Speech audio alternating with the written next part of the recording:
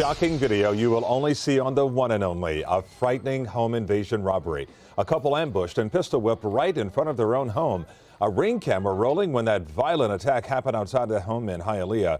Let's go to Local 10 News reporter Christian De La Rosa live now with this exclusive tonight. Christian.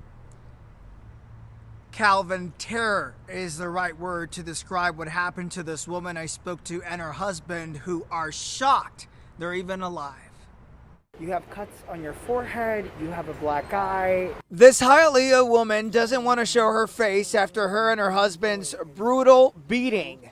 The couple was just getting home from a night out on Saturday when they were ambushed. No te muevas. Don't move, says one of the attackers in Spanish. The couple tries to fight back against two armed men, but are slammed to the ground and pistol whipped repeatedly.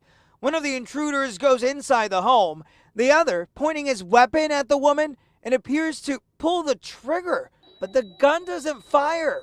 The woman fiercely charges towards her attacker, throwing punches and taking him down. The violent robbers eventually flee the scene with this gold chain and a bracelet similar to this one, both valued at over $8,000.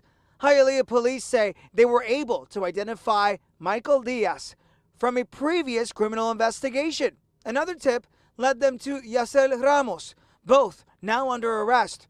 But police are still looking for the driver of their getaway vehicle.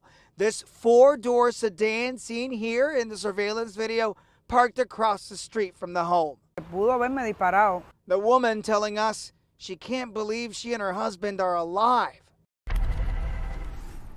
Frightening stuff. We're right off of 12th Avenue and Okeechobee Road here in Hialeah, where that getaway vehicle was seen. If you have any information about that car and the getaway driver, you're urged to call police, Hialeah police.